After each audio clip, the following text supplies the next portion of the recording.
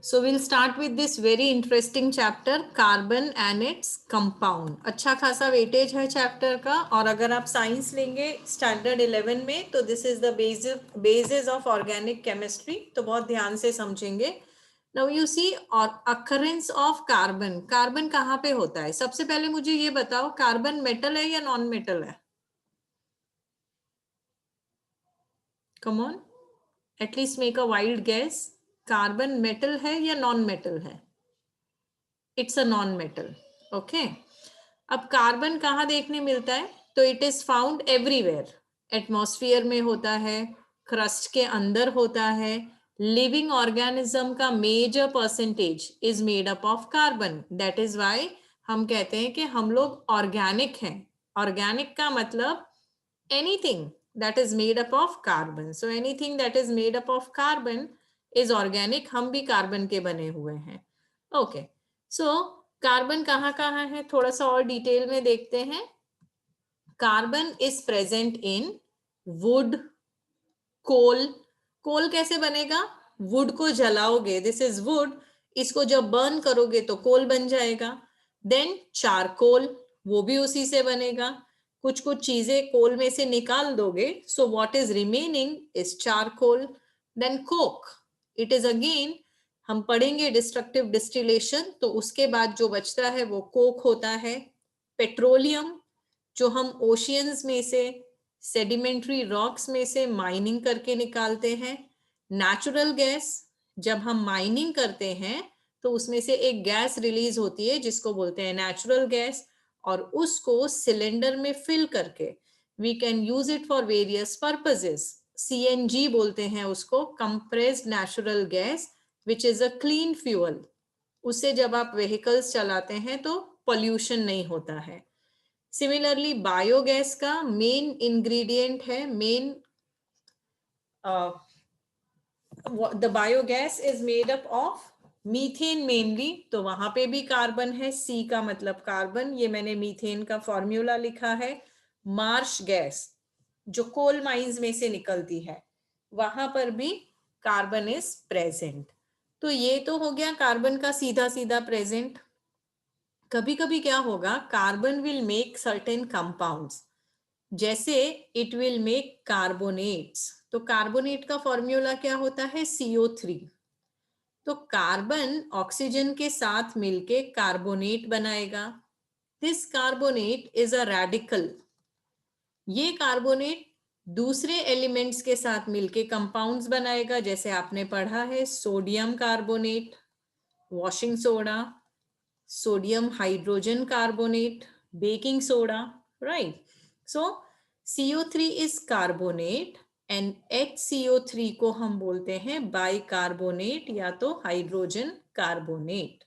तो ये सारे तो हो गए कार्बन के कंबाइंड फॉर्म, जहां पे कार्बन किसी ना किसी चीज के साथ रिएक्ट कर रहा है. Carbon is also available in free state. free state मतलब it is in the form of pure carbon. किसी के साथ भी रिएक्ट नहीं कर रहा वो. तो प्योर कार्बन के फॉर्म्स क्या है? Diamond, graphite, fullerene. तीनों के बारे में पढ़ेंगे. So this is diamond that you see here. So carbon is found in free states like diamond, graphite and fullerene. I hope this slide is clear. Let's go to the next slide. Clear है ना ये वाली? Okay. So next slide.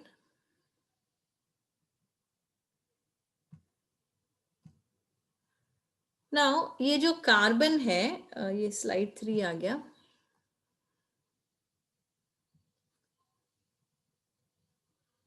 सो ये जो carbon है, now let us talk about carbon as an element. देखो आपने 1 से लेके 20 तक के एटॉमिक नंबर वाले एलिमेंट्स पढ़े हैं, और आपको मैंने ये भी बताया था कि उनको लर्न कैसे करना है. So when you talk about carbon, carbon का एटॉमिक नंबर क्या है? कार्बन का एटॉमिक नंबर है 6. Now what do you mean by atomic number? By atomic number, what you mean is the number of electrons or the number of protons. So what is atomic number?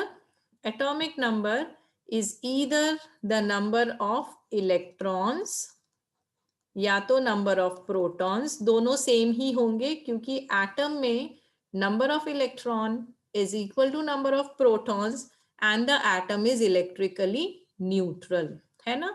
तो इसका atomic number हो गया 6। तो electronic configuration क्या होगा? देखो orbits होते हैं एटम में, पहले ऑर्बिट में हमेशा कितने इलेक्ट्रॉन्स आ सकते हैं? मैक्सिमम 2। 6 में से 2 गए, सब्ट्रैक्ट 2 फ्रॉम 6, कितने बचे? 4 बचे। ये 4 इलेक्ट्रॉन्स कहाँ जाएंगे? सेकेंड ऑर्बिट में जाएंगे। तो अगर आपको याद हो स्ट्रक्चर ऑफ एटम, सपोज ये आपका न्यूक्लियस है and then this is the orbit. तो पहला ऑर्बिट, फिर सेकेंड ऑर्बिट। तो यहाँ पे आपको समझ में आ गया होगा कि पहले ऑर्बिट में कितने इलेक्ट्रॉन्स हैं? 2 इलेक्ट्रॉन्स हैं। Let me change the colour and then it becomes better. So पहले ऑर्बिट में कितने इलेक्ट्रॉन हैं? 2 इलेक्ट्रॉन हैं। दूसरे ऑर्बिट में कितने इलेक्ट्रॉन हैं? 1 2 3 एंड 4 इलेक्ट्रॉन्स आर प्रेजेंट, जिसको हम बोलेंगे इलेक्ट्रॉनिक कॉन्फ़िगरेशन। और उसको लिखेंगे कैसे? ऐसे लिख देंगे उसको, 2 4 is the electronic configuration of carbon. इतना समझ में आ गया? Yes or no? Yes, ma'am. Okay. अब कार्बन का इलेक्ट्रॉनिक कॉन्फ़िगरेशन है 2 और 4। तो लास्ट ऑर्बिट में जो नंबर ऑफ इलेक्ट्रॉन्स होता है दैट इज दिस, इसको हम बोलते हैं वैलेंस इलेक्ट्रॉन्स। तो कार्बन के पास कितने वैलेंस इलेक्ट्रॉन्स हैं? कार्बन के पास 4 वैलेंस इलेक्ट्रॉन्स हैं। लेकिन आउटर मोस्ट ऑर्बिट में बाय रूल हमेशा कितने इलेक्ट्रॉन्स होने चाहिए? 8 इलेक्ट्रॉन्स होने चाहिए। I repeat, for the stability of element, for the stability of atom, rule क्या कहता है? रूल ये कहता है कि आउटर मोस्ट ऑर्बिट में हमेशा 8 इलेक्ट्रॉन्स होने चाहिए। तो कितने कम है? 4 कम है ना। तो इसको क्या करना पड़ेगा? या तो यहाँ पे 4 इलेक्ट्रॉन्स मिल जाएं तो फिर ये 2 8 हो जाएगा, तो ये स्टेबल हो गया। या तो फिर ये जो 4 इलेक्ट्रॉन्स थे वो भी चले जाएं तो फिर उसके पास 2 ही इलेक्ट्रॉन रह जाएंगे, तो भी वो स्टेबल है क्योंकि फर्स्ट ऑर्बिट में मैक्सिमम 2 ही इलेक्ट्रॉन्स होने चाहिए। तो 2 चीजें कर सकता है carbon. What it can do to attain stability? Either it has to gain 4, उसको कहीं से 4 इलेक्ट्रॉन्स ले लेने पड़ेंगे, और इट हैज टू लूज 4। तो इफ इट गेन्स 4 तो वो 2 8 बन जाएगा, स्टेबल। इफ इट लूजेस 4 तो वो कार्बन में सिर्फ 2 इलेक्ट्रॉन्स रह जाएंगे, तो भी स्टेबल। या तो फिर एक और तरीका है। क्या तरीका है? It can share 4 electrons. किसी और के साथ अगर वो 4 इलेक्ट्रॉन्स शेयर कर लेता है तो कार्बन के पास भी 8 इलेक्ट्रॉन हो जाएंगे, और जिसके साथ शेयर कर रहा है उसके पास भी 8 इलेक्ट्रॉन्स हो जाएंगे। तो 3 पॉसिबिलिटीज हैं हमारे पास। I repeat the possibilities: gain 4 electron, lose 4 electron, share 4 electron. अब ये 3 पॉसिबिलिटीज में से सबसे अच्छी पॉसिबिलिटी कौन सी है देखते हैं। Suppose it is gaining 4 electron, ठीक है। कार्बन ने 4 इलेक्ट्रॉन्स कहीं से ले लिए। अब क्या हुआ? अब देखो, this is going to be difficult. क्यों? क्योंकि कार्बन के पास पहले कितने इलेक्ट्रॉन्स थे? 6। प्रोटॉन्स कितने थे? 6। अब उसने 4 इलेक्ट्रॉन्स ले लिए, तो अब उसके पास इलेक्ट्रॉन कितने हो गए?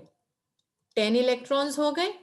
अब देखो, इलेक्ट्रॉन्स हो गए 10 और प्रोटॉन्स अभी भी हैं 6। तो इट इज वेरी डिफिकल्ट कि 6 पॉजिटिव चार्जेस मिलके 10 नेगेटिव चार्जेस को होल्ड कर रहे हैं। तो ये थोड़ा सा डिफिकल्ट हो जाएगा। थर्मोडायनेमिकली ये एटम अनस्टेबल हो जाएगा। तो ये जो पॉसिबिलिटी है गेनिंग 4 इलेक्ट्रॉन्स की, this possibility is not working. तो दूसरा कुछ ट्राई करते हैं। क्या ट्राई करेंगे?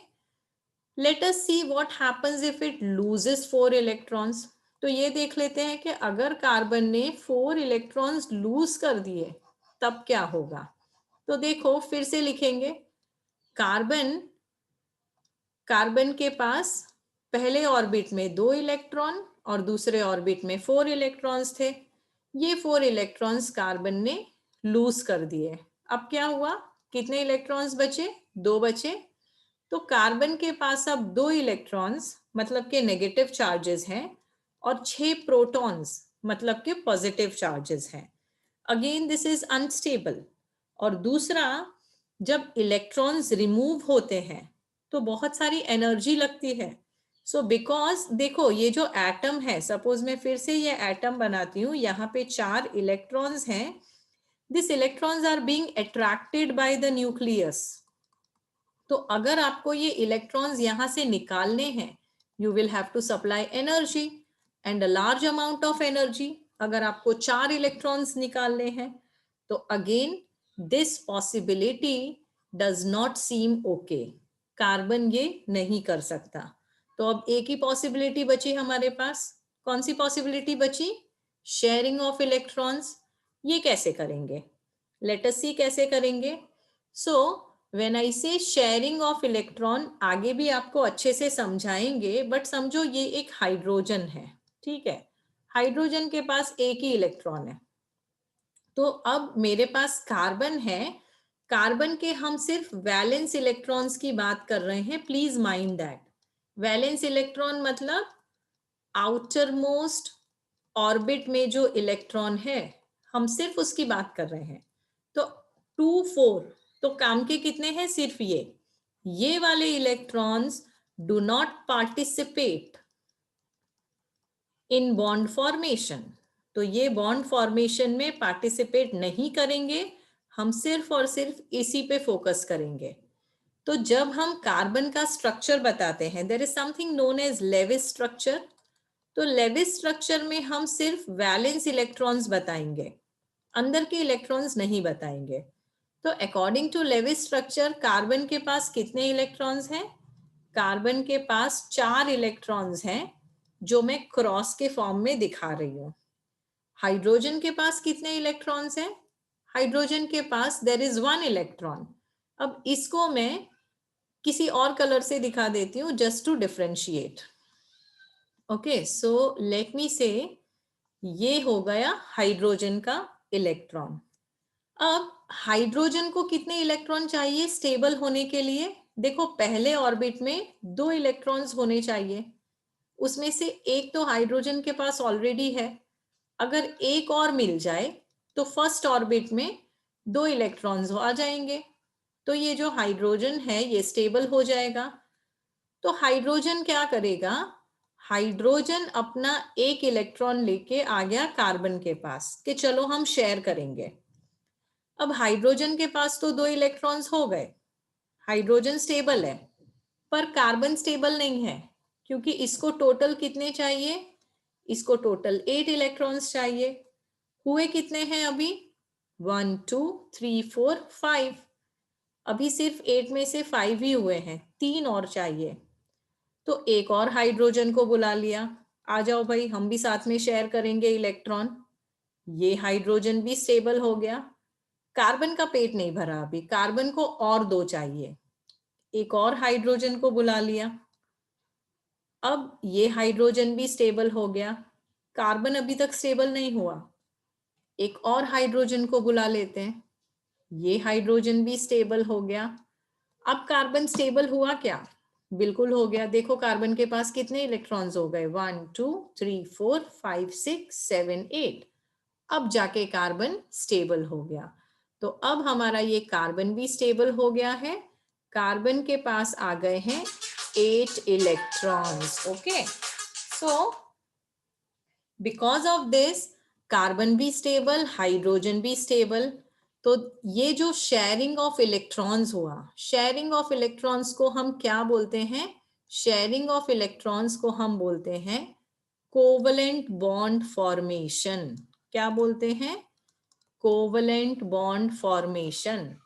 तो कार्बन ने अपने कितने इलेक्ट्रॉन शेयर किए हैं, कार्बन ने अपने 1 2 3 4 4 इलेक्ट्रॉन्स शेयर किए हैं, क्योंकि उसके पास कितने इलेक्ट्रॉन्स थे? 4 इलेक्ट्रॉन्स थे। तो क्योंकि उसकी वैलेंसी 4 थी, उसके पास 4 इलेक्ट्रॉन्स थे, इसलिए उसको बोलेंगे टेट्रावेलेंट। टेट्रा का मतलब होता है 4। तो carbon was a tetravalent atom, और उसने शेयरिंग ऑफ इलेक्ट्रॉन्स करके कितने बॉन्ड बनाए, कितने कोवलेंट बॉन्ड बनाए? देखो यहाँ पे दिखाया है 1 2 3 और 4। जब 2 इलेक्ट्रॉन शेयर होते हैं तो एक कोवलेंट बॉन्ड बनता है।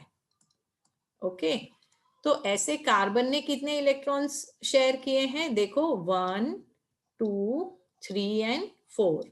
तो कार्बन कितने इलेक्ट्रॉन कोवलेंट बॉन्ड बना सकता है? 4 कोवलेंट बॉन्ड बना सकता है। समझ में आया ये आपको? Is that clear to you children? फिर से एक बार रिपीट कर देती हूँ। कार्बन का एटॉमिक नंबर 6 है, and so atomic number of carbon is 6। उसका इलेक्ट्रॉनिक कॉन्फ़िगरेशन है 2 4।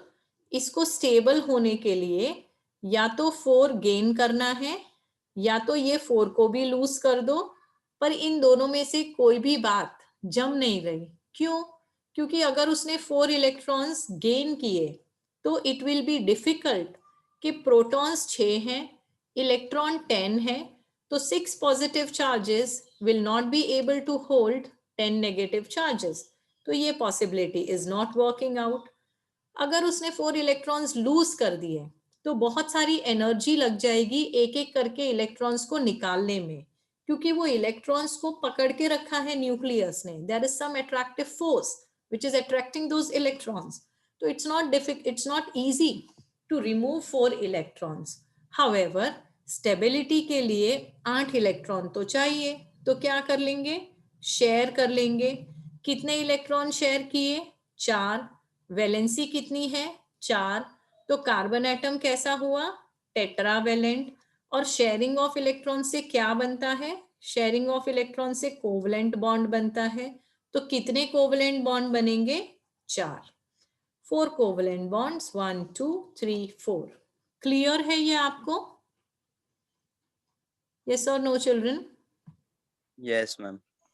ठीक है, एक बार और इसको टेक्स्ट बुक में भी अच्छे से पढ़ेंगे तो और क्लियर हो जाएगा। सो एक बार बहुत अच्छे से बैठ के जो भी मैंने पढ़ाया है इसको रीड करेंगे।